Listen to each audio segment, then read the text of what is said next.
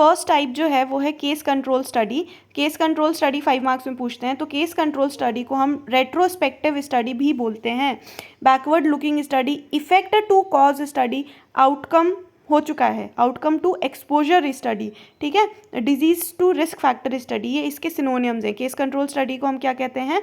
Retrospective study, backward looking study, effect से cause की study कर रहे हैं, आउटकम से एक्सपोजर की स्टडी करते हैं हम यहाँ पे, ठीक है।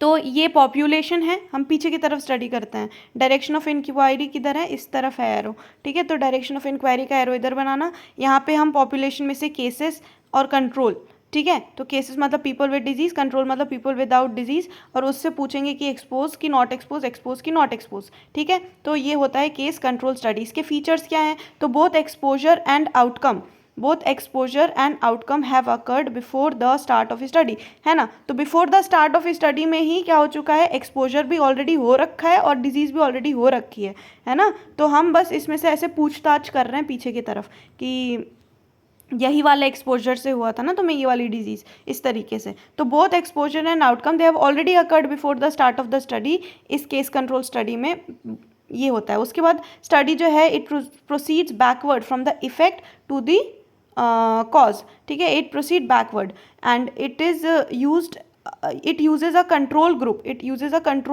group to support an inference, ठीक है। तो ये इसके 3 फीचर्स हैं कि both exposure and outcome have already occurred before the start of a study proceed backward from effect to cause and it uses a control group to support an inference. उसके बाद यहाँ पे स्टेप्स क्या होते हैं? Case control के अंदर steps क्या होते हैं? तो सबसे पहले select the case, number 2 select the control, ठीक है, नंबर 3 मैचिंग होती है, नंबर सेलेक्ट द कंट्रोल हुआ, उसके बाद यहाँ पे लिखा है फिर मेजरमेंट ऑफ एक्सपोजर और 4th स्टेप है एनालिसिस, ठीक है। तो मेन 4 स्टेप्स होते हैं केस कंट्रोल के अंदर। सबसे पहले केसेस को सेलेक्ट करो, उसके बाद कंट्रोल्स को सेलेक्ट करो, उसके बाद फिर उनके exposures, measurement of exposures, expose किससे हुए थे तुम लोग, है ना। तो वो सारी चीज़ें पूछो और फिर एनालाइज करो, एनालिसिस वाला प्रोसेस। तो selection of cases definition of cases में डायग्नोस्टिक क्राइटेरिया, एलिजिबिलिटी क्राइटेरिया के हिसाब से, सोर्स ऑफ केस, कहाँ कहाँ से केसेस हमें मिल सकते हैं, हॉस्पिटल से, जनरल पॉपुलेशन से। सिलेक्शन ऑफ कंट्रोल्स जो है ना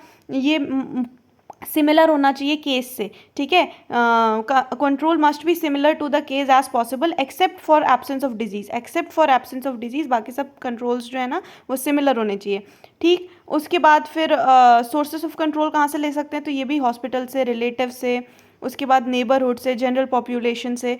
उसके बाद फिर हम यहाँ पे to ensure comparability between case and control के अंदर कुछ सिमिलैरिटी होनी चाहिए, तो ग्रुप मैचिंग कर लो, मतलब सेम एज के केस कंट्रोल उठाना, सेम ऑक्यूपेशन वाले, सेम सोशल क्लास वाले, ठीक है। ग्रुप मैचिंग इस तरीके से करो, ठीक है, मैचिंग इन पेयर वगैरह। फिर मेजरमेंट ऑफ एक्सपोजर, ये कैसे ऑब्टेन होगा हमें? बाय इंटरव्यूइंग, बाय क्वेश्चनेयर, ठीक है, by studying the past medical reports, ठीक है। इस तरीके से हमें पता चलेगा। एम्प्लॉयमेंट रिकॉर्ड्स पास्ट के पूछताछ करके फिर एनालिसिस करेंगे लास्ट के अंदर, ठीक है।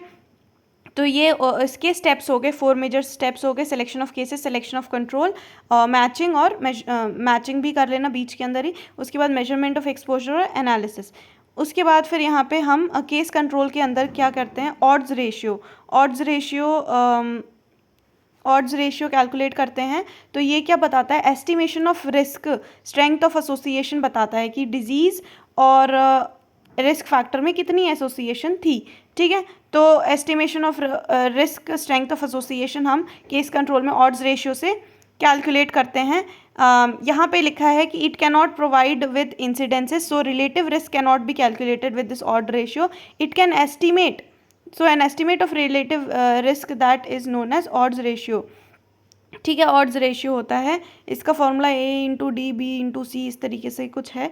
उसके बाद फिर ये क्या है? It is just an estimate of relative risk, not the calculation of relative risk.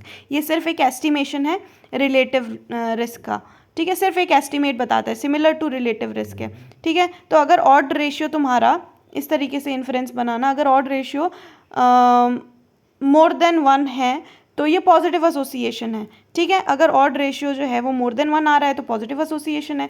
तो यहाँ पे OCP की वजह से थ्रोम्बोएम्बोलिज्म होता है, एग्जाम्पल है। फिर ऑड रेशियो इक्वल टू 1 है तो कोई एसोसिएशन नहीं है, जैसे स्मोकिंग और HIV एड्स में कोई एसोसिएशन नहीं है।